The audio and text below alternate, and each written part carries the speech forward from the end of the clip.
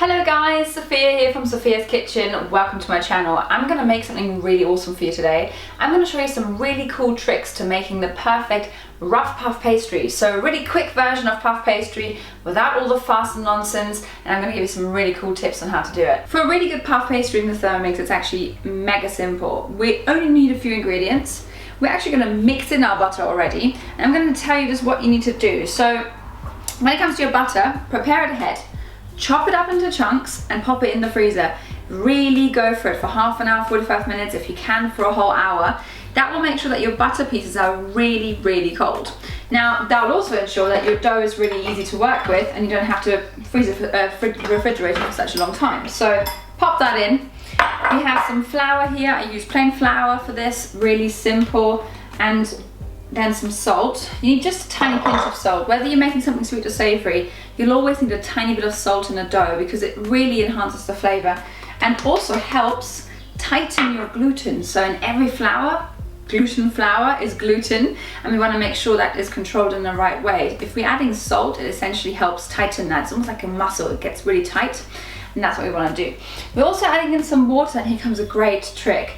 Use ice cubes instead of normal water, or use half frozen water. So I've put mine in the freezer about 2 hours ago, and it's not quite solid yet. Instead of waiting till your water is ice cold and popping it in the fridge for ages, why don't you just use ice cubes? Because you want to make sure when you're handling any pastry, so a rough pastry, a puff pastry, a short crust pastry, that you're working with the coldest ingredients possible, because your hands warm up stuff, and that just gets really frustrating quite quickly, especially when you work with butter. So we're going to pop that in. I just need 90 grams, so off we go. You'll see most of it's actually frozen, but there might just be a bit of water in there, which is absolutely fine. As long as you end up with 90 grams, you know it's really, really cold. Just pop that right in. Here we go. Perfect. And now we're just going to pop this all on. Speed 6. We're only incorporating it. We're making sure that it's just about fine. It doesn't need to be perfect. We don't want the butter to be completely incorporated. It should be quite streaky. Should be bits of butter, bits of flour. That's absolutely perfect. That's what we want. It is rough. It isn't the perfect pastry. We want a really nice rough puff pastry, and I'm going to show you how to laminate that straight after. So let's pop it on. So we're already done. That was 20 seconds. I mean, pastry is not really hard to make. If you want to not buy one in the supermarket, which I do a lot, if you want to make your own, this is the fastest way of doing it essentially. Make it rough puff rather than a normal puff pastry. Use your blade to basically spin it, and then you can get rid of any other excess dough that's in there. You could also just whack it back on now on speed 10 for a second or two, just to get any other dough pieces that are trapped underneath the mixing bowl, but you don't have to. There's basically everything's out for me, and I'm just going to pop it on a piece of cling film. Make sure it's nice. Oh, it's really ice cold, which is perfect. That means you don't have to actually refrigerate it for so long. Just popping it together, and then we're going to make a nice little, well, we're trying to make as much of a square shape as we can, like this. And then we refrigerate it for a good half an hour, and then I'm going to show you how to fold it and create those lovely layers that will make this really flaky, fantastic puff pastry. It's been about half an hour now, and my puff pastry has been resting in the fridge. It's looking really nice, and I'm going to show you now how to do the fold. It's called a turn or a fold or lamination. It totally depends which recipe you read. I'm just going to show you how to do that. It's very, very simple. Make sure you keep your actual cling film, or whichever you've wrapped your pastry in, because you don't want to keep having to use new stuff. Try and reuse as much as you can. Have a really flat surface. I use my silicone baking mats because I want to make sure that I don't actually stick to anything. And don't be afraid to use flour here. We're absolutely fine to use quite a bit of flour. We just want to make sure it doesn't stick.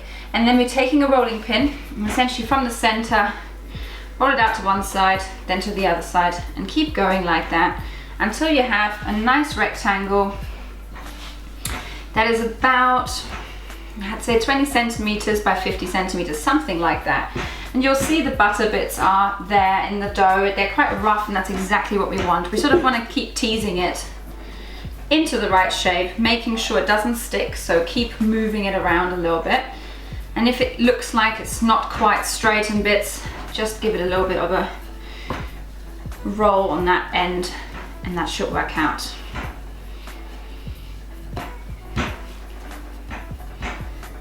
Right.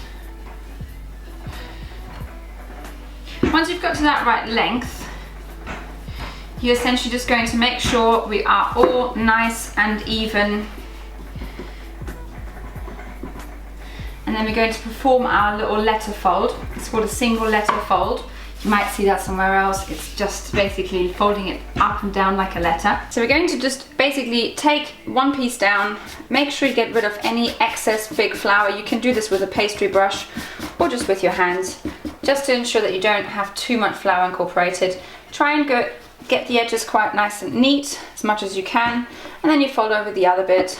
Do the same thing again. I'm essentially just going to bring it together. We're going to repeat this movement another time, and then we're going to do a double book fold last, so that you guys have the perfect rough puff pastry at home. I'm going to wrap this back in cling film now. If your cling film is a little bit sticky, just add a little bit of flour and then pop it back in the fridge. You could also freeze this instead of refrigerating for about 15 minutes rather than refrigerating for half an hour, and then that speeds up the whole process again.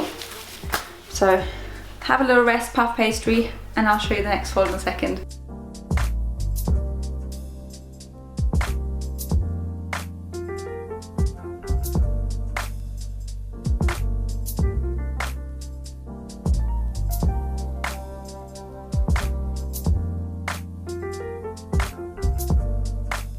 We're on to our last fold now, or turn, or lamination step. Basically, we're going to now make that double book fold. So we've done 2 normal folds, and now we're going to do a double book fold.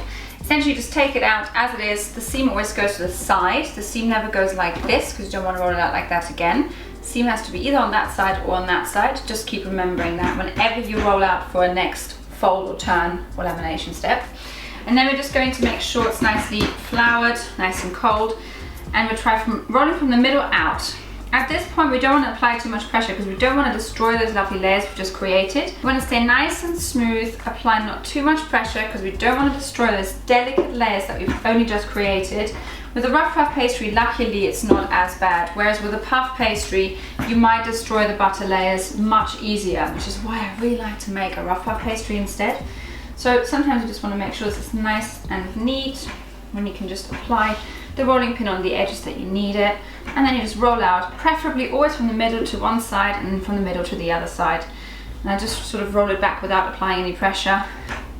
Go back from the middle to one side and then to the other side, until you have a nice long rectangle, similar to the size before, maybe a tiny bit longer.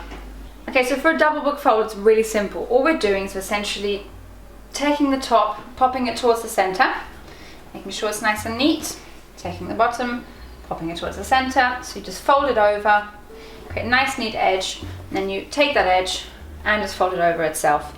That is a double book fold. At this point, you can now refrigerate this for another half an hour, freeze it completely if you like, defrost it before you're using it, and your puff pastry is ready to be used. So that was really, really simple. Lovely, flaky, happy puff pastry, lots and lots of layers, that's what we want, and super simple to create at home. So make that. Definitely make sure to check out my video for Portuguese custard tarts when it's there. It's really, really awesome. Thank you guys for watching. Make sure to ring that little bell to get some more amazing videos and some more amazing recipes.